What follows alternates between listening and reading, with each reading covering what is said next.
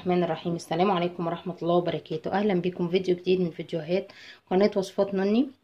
النهاردة هعمل معاكم الزلابية أو العوامة. المقادير بتاعتها سهلة إن شاء الله. أنا هنا معايا كوبايتين من الدقيق وعليهم معلقتين كبار من النشا، تمام. ومعايا هنا معلقتين كبار من السكر، معلقتين من السكر، ودي معلقة صغيرة من بيكنج باودر، ومعلقتين كبار حليب باودر، ومعلقه كبيره من الخميره، ومعلقتين من الزيت. وهاخد كوبايه ميه في الاول وهشوف العجينه هتحتاج معايا تاني ولا لا. بسم الله.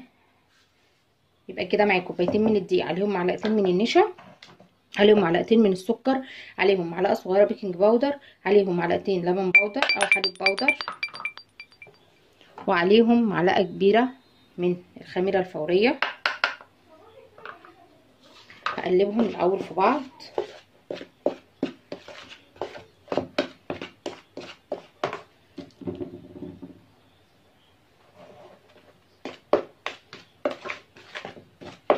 بعد كده هنزل عليهم بالزيت، معلقتين من الزيت، اقلبهم في بعض.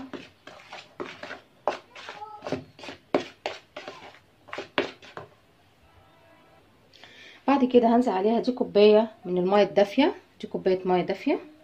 بسم الله. بعد ما قلبت الزيت المواد الجافه كلها كده مع بعض، بسم الله، هبتدي ان انا اخلطهم مع بعض كده. هي بتبقى عجينه سايله زي الكيكه شويه. هجيب ميه دافيه، جبت اهي ميه دافيه تاني حوالي نص كوبايه، بس مش هنزل بيها كلها، هنزل بربعها. يبقى كده انا حاطه كوبايه وربع.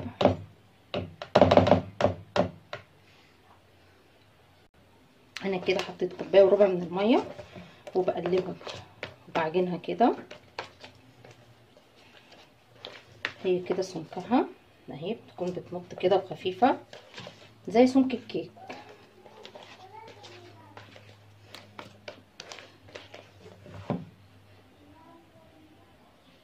ده كده شكلها بعد ما اتعجنت اهي. بصوا بتبقى تقيله كده، ما بتكونش عجينه متماسكه او سايله خالص.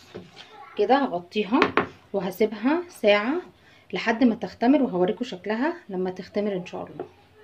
انا كده الزلابيه بتاعتي خمرت وفشيت خمرها كده بايدي، تمام، عشان اقدر ان انا اشتغل بيها اهي. بعد ما فشيت خمرها تمام، عندي هنا بقى مجهزه طبق فيه زيت، تمام، ومعايا معلقه صغيره عشان اشكل بيها العجينه. وهنا عندي زيت،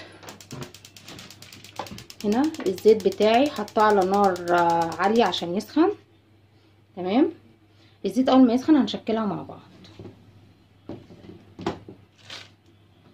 وهنا انا مجهزه سيرب تقيل اهو. حطيت 3 كوبايات من السكر، عليهم كوبايه ونص من الميه، وذره ملح ليمون او عصير ليمونه او نص ليمونه لو الليمونه كبيره، وتسيبيه يغلي وبعدين توطي عليه لحد ما يأثر معاكي شويه تحسيه تقيل. انا هجرب كده الزيت بالمعلقه في الطبق بتاعي ده اللي فيه زيت اهو، اهي المعلقه. بسم الله كده، وبالايديا عشان اظبطها اهي. بسم الله. شوف بس الزيت سخن ولا لسه؟ بسم الله. الزيت ابتدى يسخن، هكمل عشان بيسخن بسرعه.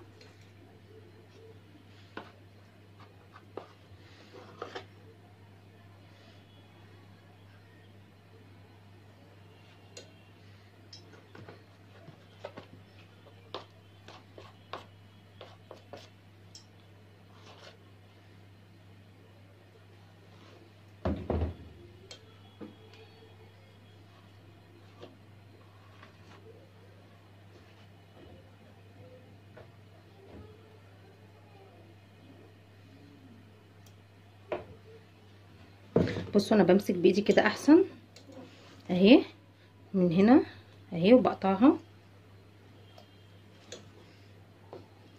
بالمعلقه.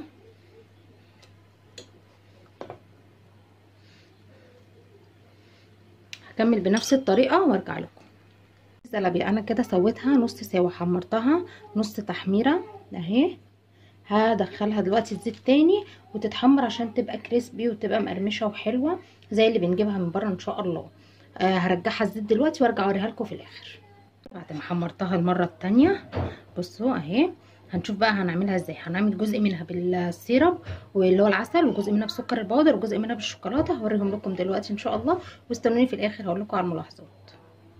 دي كده الزلابيه يا جماعه بعد ما حمرتها مره تانية زي ما وريتها لكم. وهنا ده بالعسل، دي سكر للي بيحب السكر. ودي الشوكولاته بنزلها واقلبها في الشوكولاته عشان تبقى كده. لو مش حباها كده ممكن ترشي عليها بس شوكولاته خفيفه، بس احنا بنحبها متغلفه بالشوكولاته.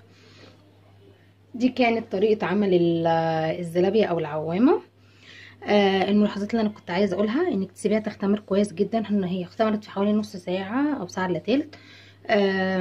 تحمريها على نار هاديه جدا. ويا ريت بعد اول طاسه تبتدي ان انتي تشيلي الطاسه من على النار وتحطي الزلابيه، وبعد كده ترجعي تحطيها على النار تاني يا دوب تاخد اللون الفاتح وتشيليها، وبعدين ترجعي بيها تاني على الزيت بعد ما تخلصي الكميه كلها.